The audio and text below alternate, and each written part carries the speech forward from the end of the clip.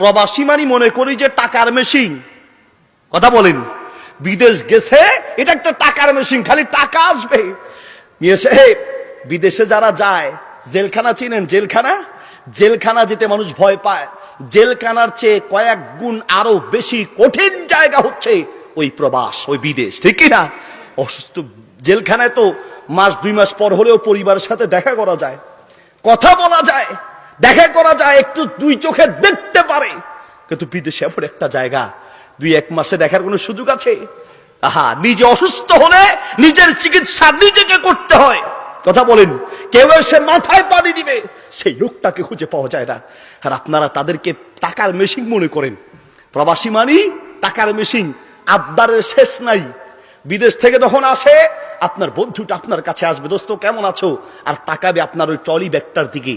আপনার ভাই খোঁজ দিতে আসবে, বোন খোঁজ দিতে আসবে, আর তাকাবে ট্রলিটার দিকে। আর আপনার বিবি বলবে দিনের বেলা এই ট্রলি খোলা যাবে না। হ্যাঁ, এটা 144 ধারা জারি, এই ঘরের ভিতরে ট্রলি খোলা যাবে না। রাতে ঘরের দরজা বন্ধ করে তারপরে খুলবো, দিনের বেলা যদি খুলি তাহলে এটা ভাগ হয়ে যাবে। কথা বলেন। আর ভালো ভালো যেগুলো আছে সবগুলা ওই নিজের বাড়ির দিকে যাবে। সবাই তো আর এমন না, অনেকেই। কথা বলেন, ঠিক কি না? কয়দিন পর পরই ফোন দিলেই, ভাইয়া তুমি তো দুবাইতে আছো, আসার সময় দুবাই দিয়ে আসবা না? ওই যে মোবাইলটা মনে রাখো। বোনের আবদার, ভাইয়ের আবদার, সন্তানদের আবদার, প্রতিবেশীর আবদার, এই আবদার রাখতে রাখতে নিজের যে কিছু দরকার তাও মনে থাকে না, ঠিক কিনা? প্রায় প্রবাসের জীবন ঘটেছে। ঈদ আসলে পরে, আল্লাহু আকবার বলেন, ঈদ আসলে পরে বহু প্রবাসীর জীবন এমন হয়েছে, ছেলের জন্য কি, মেয়ের জন্য কি, মায়ের জন্য কি দিবে, বাবার জন্য কি দিবে, প্রতিবেশীর জন্য কি দিবে, আত্মীয়র জন্য কি দিবে, এই চিন্তা করতে করতে নিজের কাপড়টা যে ইস্তারি করা হয় নাই সেই কথাটাও ভুলে যায়।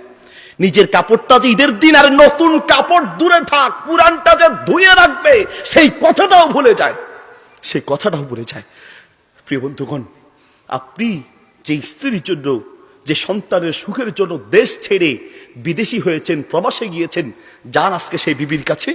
বিবি, আমি যখন দুনিয়ার থেকে বিদায় হব, আবার কবরের পাশে, কবরের ভিতরে সারা জীবন তো আমি ওই কবরে একা থাকবো। বিবি, একটা মাত্র রাত তোমার কাছে আবদার, প্রথম রাতটা আমার সাথে আমার কবরে থেকো, আমি ভয় পাবো। থাকবে? কলিজার টুকরা ছেলে, একটা মাত্র রাত আমার সাথে আমার কবরে থেকো। কলিজার টুকরা মেয়ে, একটা মাত্র রাত আমার সাথে আমার কবরে থেকো। আরে আপনার মৃত্যুর পরে আপনার সন্তান স্ত্রী কবরে থাকবে, দূরে থাক, আপনি যেই জায়গায় মারা যাবেন সেই ঘরে একা থাকতে ভয় পাবে, আপনার লাশের কাছে একা থাকতে ভয় পাবে। আর কয়েক বছর চলে গেলে আপনার নামটাই ভুলে যাবে। এটাই সারা দুনিয়া, এটাই সারা দুনিয়ার নীতি। আর নীতি একমাত্র আল্লাহ ছাড়া বান্দার আপন বলতে কেউ নাই।